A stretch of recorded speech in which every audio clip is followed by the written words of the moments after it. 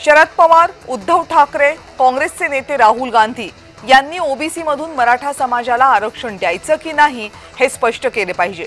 ही मागणी केली आहे मंत्री आणि समितीचे सदस्य उदय सामंत यांनी। महाराष्ट्रामधील दोन समाज एकमेकांच्या समोर उभं करण्याचं षडयंत्र महाविकास आघाडीचे नेते करतात असा गंभीर आरोप उदय सामंत यांनी केला।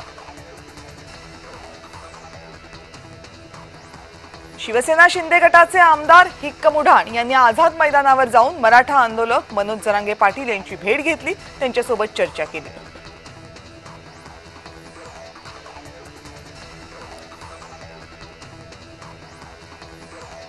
महाराष्ट्र राज्यातील सर्व जिल्हाधिकारी कार्यालयांना ओबीसी समाज येत्या सोमवारी शांततेच्या मार्गाने निवेदन देईल।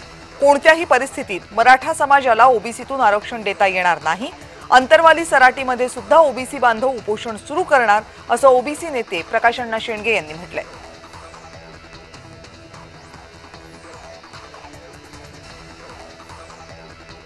मनोज जरांगे पाटील यांच्या आंदोलनावर वंचितचे अध्यक्ष प्रकाश आंबेडकर यांनी प्रतिक्रिया दिली आहे। जरांगे ओबीसी मधून आरक्षण मिळवण्याच्या मागणीसाठी ठाम आहेत, पण आता काय करायचं आणि काय नाही करायचं हे ओबीसी समाजाने ठरवायचं असं प्रकाश आंबेडकर यांनी म्हटलंय।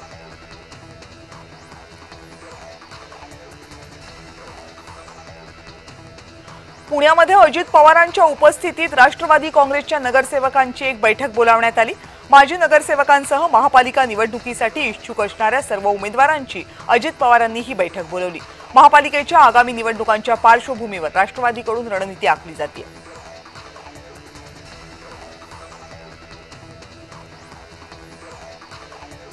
भाजपच्या आमदारांनी मराठा आंदोलक मनोज जरांगे आणि शरद पवार यांच्या संबंधी वादग्रस्त वक्तव्य केलं। मनोज जरांगे हा शरद पवारांचा सुइसाइड बॉम्बर आहे असं म्हणत भाजपचे आमदार संजय केणेकर यांनी वादग्रस्त वक्तव्य केले।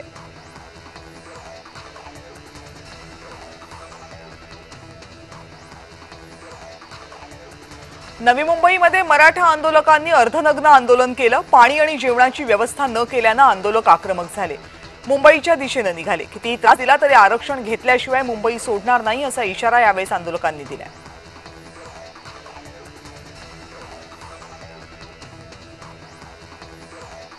मुंबईमध्ये आजही मराठा आंदोलकांची मोठी गर्दी पाहायला मिळते। सीएसएमटी स्टेशनच्या बाहेर मोठ्या प्रमाणावर मराठा आंदोलकांची गर्दी दिसते। मुंबई पालिकेसमोर रॅपिड ॲक्शन फोर्स दाखल झाल्यात। पोलिसांकडून वाहतूक कोंडी सोडवण्याचे प्रयत्न सुरू आहेत।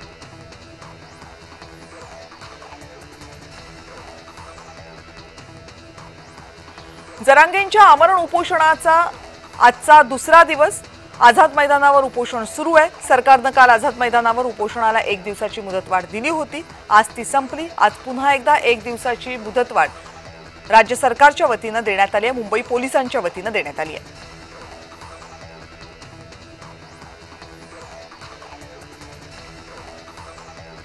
जरांगेंच्या मुंबईमधल्या आझाद मैदानावरच्या आंदोलनाला येवला लासलगाव मतदारसंघामधल्या मराठा बांधवांनी पाठिंबा दिलाय। या बांधवांनी पुढाकार घेतला, भाकरी चपाती हे सगळं आणलं आणि जेवणाचं वाटप उपस्थित असलेल्या मराठा बांधवांना करण्यात आले।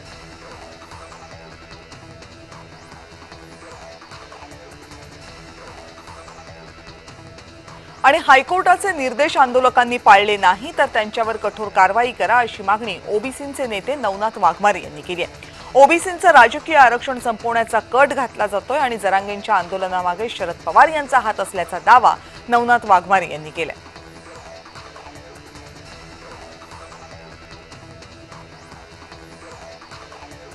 भाजपचे प्रवक्ते केशव उपाध्ये यांनी एक ट्विट करत महाविकास आघाडीवर जोरदार टीका केली आहे। विरोधकांकडून महाराष्ट्राच्या मातीशी द्रोह करण्याचं काम सुरू झालंय, हा महाराष्ट्र धर्म नाहीये असा आरोप त्यांनी केलाय।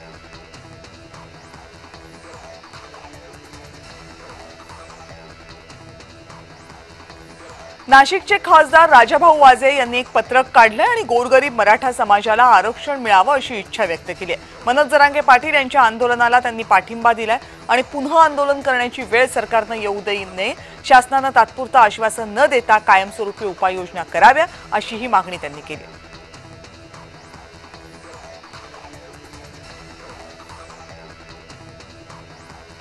नांदेड जिल्ह्यामध्ये गेल्या 2 दिवसांपासून अतिवृष्टी होत असल्यामुळे झालेल्या नुकसानाचे पंचनामे करा असे निर्देश पालकमंत्री अतुल सावे यांनी दिले।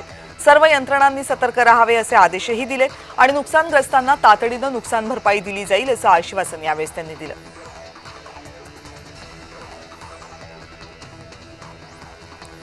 नांदेड जिल्ह्यामध्ये मोठ्या प्रमाणावर अतिवृष्टी होत असल्यामुळे आमदार हेमंत पाटील यांनी अतिवृष्टीग्रस्त भागाची पाहणी केली।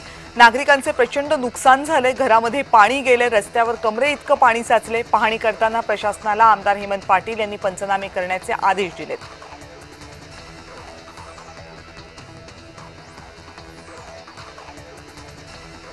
यवतमाळमध्ये पालकमंत्री संजय राठोड यांच्या हस्ते 5 शववाहिकांचं वितरण करण्यात आलं। यावेळेस पालकमंत्र्यांसह जिल्हा शल्यचिकित्सक डॉक्टर सुखदेव राठोड यांच्यासह आरोग्य अधिकारी आणि कर्मचारी उपस्थित होते।